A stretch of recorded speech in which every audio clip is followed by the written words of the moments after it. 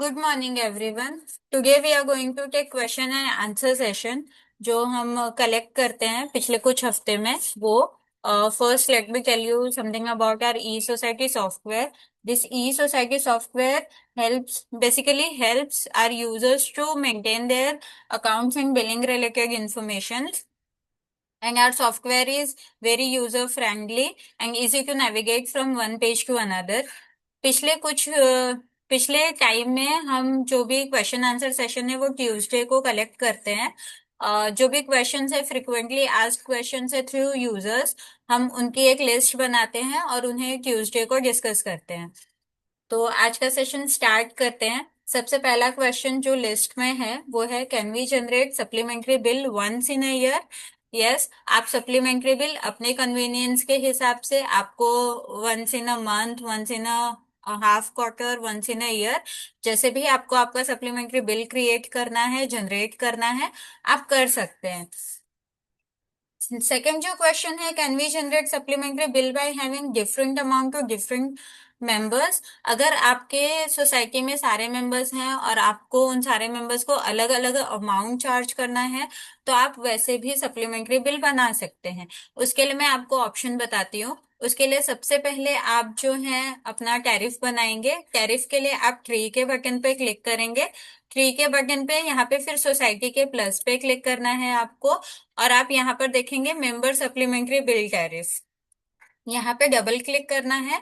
और फिर आप अपने मेंबर के हिसाब से जिन मेंबर को जो भी अमाउंट आपको चार्ज करना है वो आप डिफरेंशिएट यहाँ पे अलग अलग कर सकते हैं। अभी जैसे यहाँ पे ये इनको मैं 350 चार्ज कर देती हूँ और सेव कर देती हूँ। आपको बेसिकली जो ये रिमेम्बर करना है, आपको नोटिस करना है उनका जो टाइप है।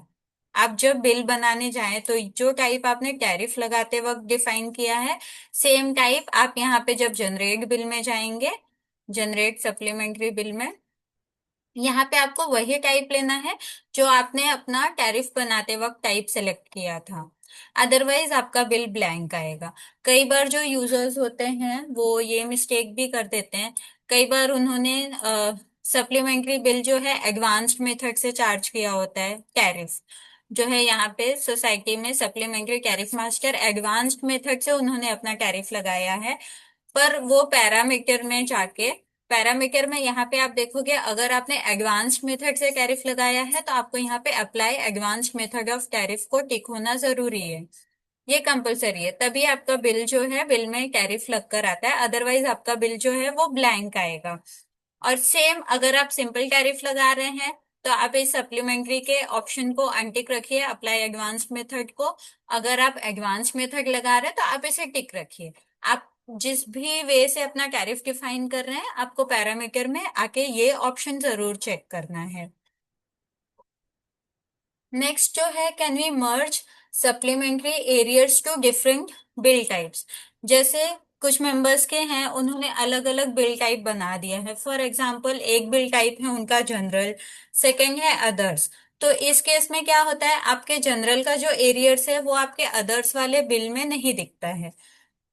तो वैसे केस में हमने पैरामीटर में ऑप्शन दिया है, अगर आपको आपका जनरल हो चाहे अदर्स हो चाहे रिपेयर हो, आप जब फॉर एग्जांपल अगर आपने जनरल का बिल बनाया है 100 रुपीज का, फिर आपने अदर्स बनाया है 200 का, थर्ड आप रिपेयर फंड का बिल बना रहे हैं और आपको चाहिए कि आपके जनरल का 100, अदर्स का 200 आपके रिपेयर में एरियर्स में रिफ्लेक्ट हो।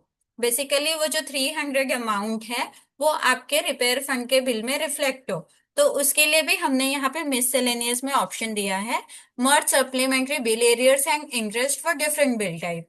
इसका मीनिंग है कि आपका जो भी सप्लीमेंट्री बिल का एरियर्स और इंटरेस्ट है, इंटरेस्ट और प्रिंसिपल एरियर्स आपके अलग अलग बिल टाइप का है, वो आपको मर्ज होके आपके बिल्स में दिखेगा। अगेन सप्लीमेंट्री बिल के रिगार्डिंग हम थर्सडे सेशन ले रहे हैं, उसमें आपको ब्रीफ में सप्लीमेंट्री बिल के टैरिफ के रिगार्डिंग, बिल जनरेशन और पैरामीटर में जो भी सप्लीमेंट्री के रिगार्डिंग ऑप्शंस हमने प्रोवाइड किए हैं वो सारे हम एक बार फिर से डिस्कस करेंगे, तो आप थर्सडे का सेशन भी जरूर ज्वाइन करिए। और नेक्स्ट जो क्वेश्चन है, कैन वी पास जेवी for supplementary bill adjustment? Supplementary bill के एडजस्टमेंट के लिए अगर आप जेवी पास कर रहे हैं तो क्या आप वो कर सकते हो? तो उसके लिए भी आप यहाँ पे देखेंगे डेबिट नोट क्रेडिट नोट जेवी में आप जब भी जाएंगे, तो यहाँ पे आप देखिए, यहाँ पे हमने ऑप्शन दिया है supplementary bills to be adjusted.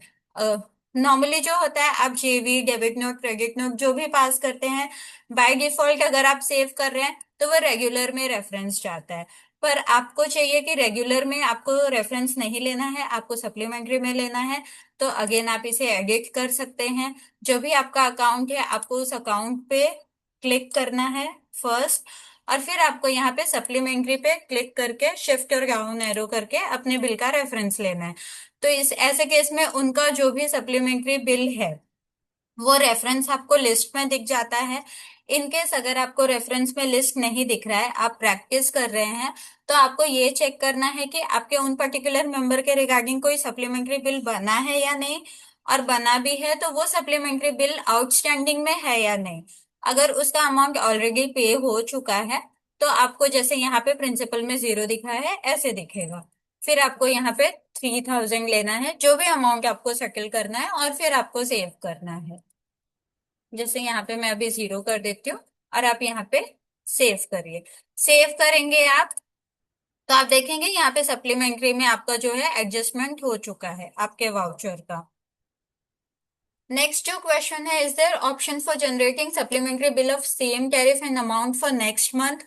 आपको चाहिए कि आपने एक बार टैरिफ डिफाइन कर दिया है, अमाउंट डिफाइन कर दिया है, जैसे अप्रैल में आपने टैरिफ लगाया है, अप्रैल में आपने बिल भी जनरेट कर लिया है, फिर आपको मई मंथ में या जून मंथ में सेम टैरिफ लगाना है तो आप कर सकते हैं। उसके लिए आपको वापस से जाके टैरिफ डिफाइन करने की जरूरत नहीं है। आपको सिर्फ इतना मेक श्योर करना है कि जब आपने टैरिफ डिफाइन किया है, उस टाइम पे आपने वो बिल टाइप क्या सिलेक्ट किया है। जैसे यहाँ पे जनरल है, मैं लेटेस्ट ले लेती हूँ। फॉर एग्जाम्पल ये 23 है, यहाँ पे मैंने रिपेयर फंड लिया है। आपको चाहिए कि आप उसके बाद जो भी रिपेयर फंड वाला बिल बनाएंगे उसमें ये अमाउंट रिफ्लेक्ट होके आएगा। तो फिर आपको यहाँ पे जनरेट बिल में आपको ये मेक श्योर करना है कि आपका ये जो रिपेयर फंड है, आप बिल जब जनरेट कर रहे हैं तो आपको वहां पे टाइप में रिपेयर फंड लेना है। और आपको ये भी देखना है कि आपका ये टैरिफ जो एक्टिव है या नहीं। अगर आपने बहुत टाइम पहले से लगाया है, बाय चांस आपने इनएक्टिव कर दिया है, तो आपको यहाँ पे आके ये भी चेक करना है कि आपका टैरिफ ये एक्टिव के बटन पे क्लिक है या नहीं।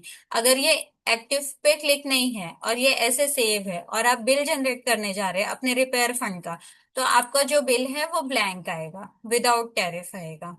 इसके लिए आपको ये मेक श्योर करना है ये एक्टिव होना चाहिए। आपका ये जो भी डेट है वो आपके बिल जनरेशन डेट के पहले का डेट होना चाहिए, टैरिफ का इफेक्टिव डेट या सेम डेट होगा तो भी चलेगा। और आपको ये जो बिल टाइप है वो सेम आपके बिल जनरेट करने के टाइम पे सेम टाइप लेना है। नेक्स्ट जो क्वेश्चन है वो है, can we change the ID and password for different users and if multi user has been created.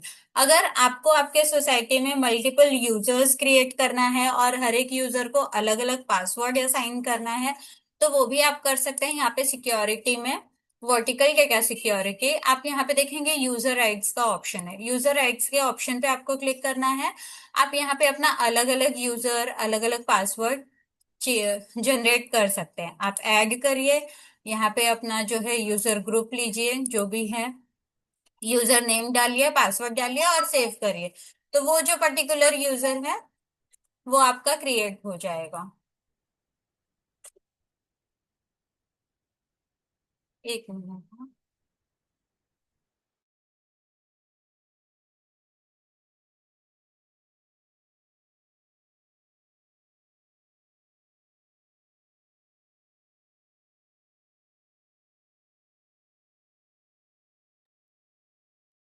उसके बाद नेक्स्ट क्वेश्चन है, can we transfer multiple flat at the same time at different transfer flat date.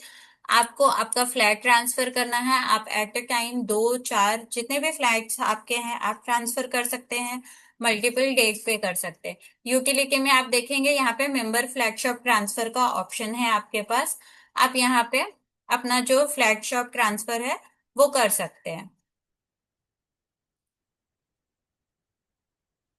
मैं ये open करके भी आपको दिखा देती हूँ।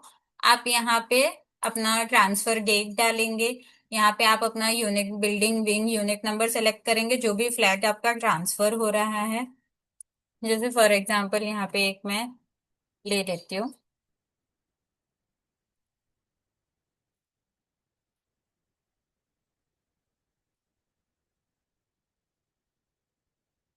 यहाँ पे आप देखेंगे कि उनका जो भी आउटस्टैंडिंग है वो यहाँ पे आ चुका है। अगर आपको ये आउटस्टैंडिंग न्यू मेंबर को ट्रांसफर करना है तो आप ये ट्रांसफर आउटस्टैंडिंग को टिक रहने दीजिए। अगर ट्रांसफर नहीं करना है तो आप इसे अनटिक रखिए। फिर यहाँ पे नीचे के ड्रॉप डाउन में आपको अपने नए मेंबर के डिटेल्स ऐड करने हैं। उनका जो भी नाम है वो नेम यहाँ पे आपको एंटर करना है। और अगर उनके कोई भी शेयर डिटेल्स हैं, आपको उनको भी न्यू मेंबर को ट्रांसफर करना है, तो आप ट्रांसफर शेयर डिटेल पे क्लिक करिए। First member, second member, voting rights का भी ऑप्शन हमने यहीं पे प्रोवाइड किया है। आपको वो डिटेल्स भी एंटर करने हैं तो वो आप कर सकते हैं। और फिर आपको यहाँ पे ट्रांसफर के बटन पे क्लिक करना है। That's it. आपका जो भी फ्लैट है वो ट्रांसफर हो जाएगा।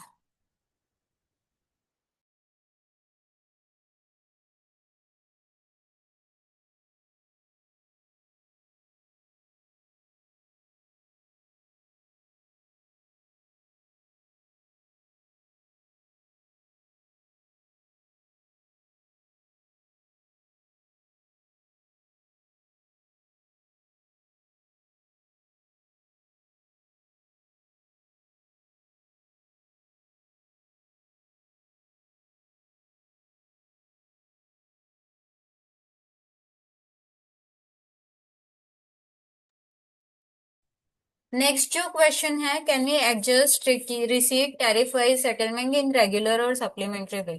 टैरिफ वाइज रिसीट आपको एडजस्ट करनी है, आपको आपका टैरिफ वाइज रिपोर्ट लेना है।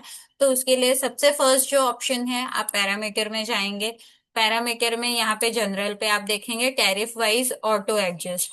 इस ऑप्शन को आपको टिक करना है। उसके बाद आपको यहाँ पे अपना ये बिल रजिस्टर में अपना टैरिफ सीक्वेंस सेट करना है। जो भी सीक्वेंस है, जिस भी सीक्वेंस में आपको अपना रिसीट सेटलमेंट करना है, आप यहाँ पे बिल रजिस्टर में वो सीक्वेंस सेट करेंगे। Second option. थर्ड ऑप्शन, आप डेटाबेस यूटिलिटी में जाएंगे। डेटाबेस यूटिलिटी में आप यहाँ पर देखेंगे हमने ऑप्शन प्रोवाइड किया हुआ है,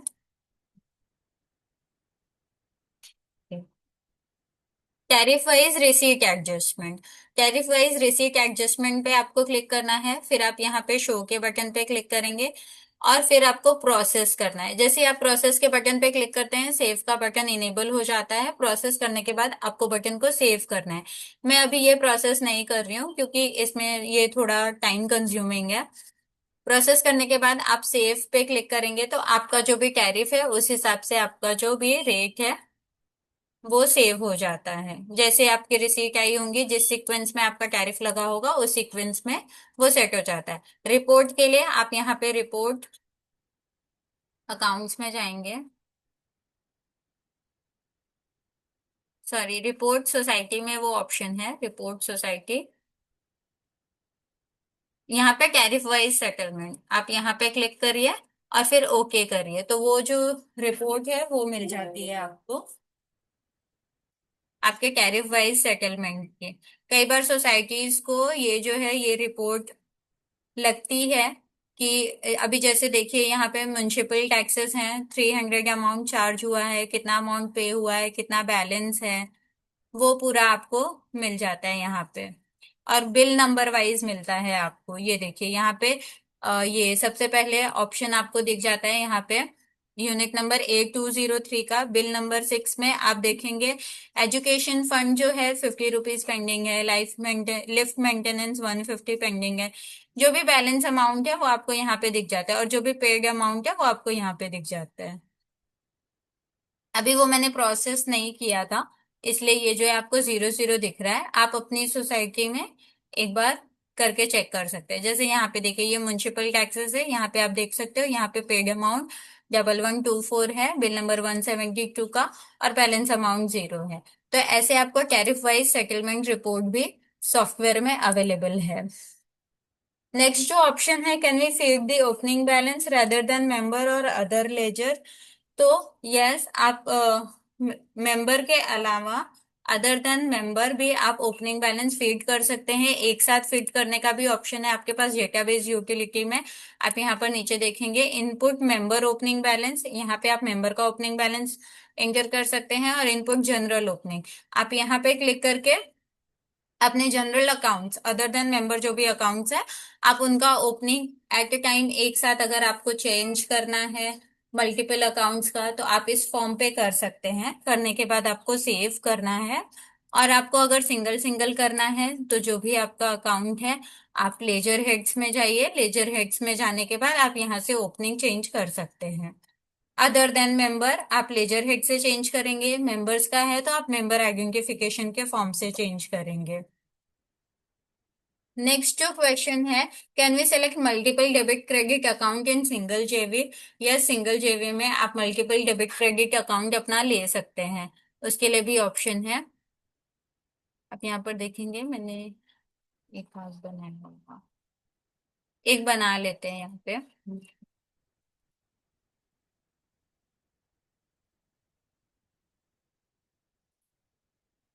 यहाँ पे आपको सिंपली अमाउंट एंटर करना है, जो भी अमाउंट है, फिर आपको यहाँ पे क्लिक करके शिफ्ट और डाउन एरो प्रेस करना है, फिर आपका जो भी डेबिट है क्रेडिट है जो भी अकाउंट आपको लेना है वो आप लीजिए, यहाँ से अकाउंट सेलेक्ट करिए, और ये जो अमाउंट है वो आपको एडजस्ट करना है। जैसे अगर आपका डेबिट अकाउंट 4,000 है, तो चाहिए कि आपका जो भी क्रेडिट अकाउंट है वो भी 4,000 ही होना चाहिए, अदरवाइज वो वाउचर आपको सेव नहीं करने देगा। फिर आप सेव के बटन पे क्लिक कर दीजिए। तो ऐसे आप सिंगल जेबी में मल्टीपल डेबिट क्रेडिट अकाउंट भी ले सकते हैं। Can we enter particular and narration in JV? Yes, particular and narration के लिए भी ऑप्शन है जेबी में, आप देख सकते हैं यहाँ पे पर्टिकुलर और नरेशन के लिए भी हमने ऑप्शन दिया हुआ है।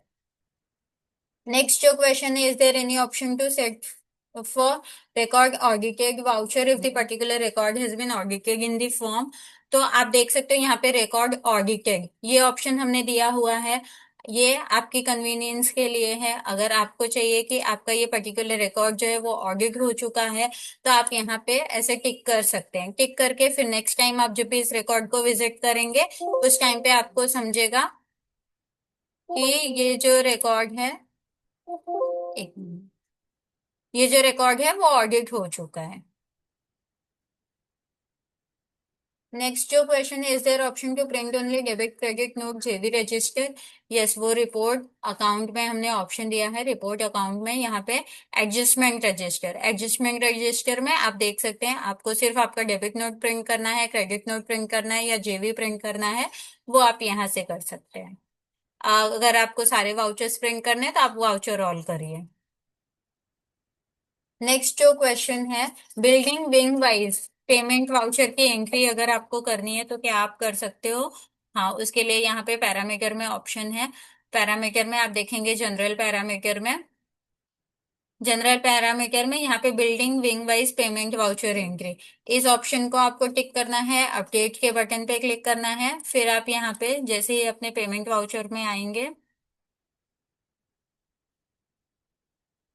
आपको आपके पेमेंट वाउचर पे जाना है या जो भी आप नया ऐड करें, आप देखोगे यहाँ पे ग्रिड में आपको एक अलग से ऑप्शन मिल जा रहा है। इस ऑप्शन में आप एडिट करके यहाँ पे आप अपना बिल्डिंग विंग, जिस भी बिल्डिंग के हिसाब से आपका वो एक्सपेंस है, वो आप यहाँ पे ऐसे सेलेक्ट कर सकते हैं। तो ऐसे आप सेग्रीगेट कर सकते हैं कि आपकी कौन सी बिल्डिंग के लिए वो पर्टिकुलर पेमेंट या एक्सपेंस हुआ है।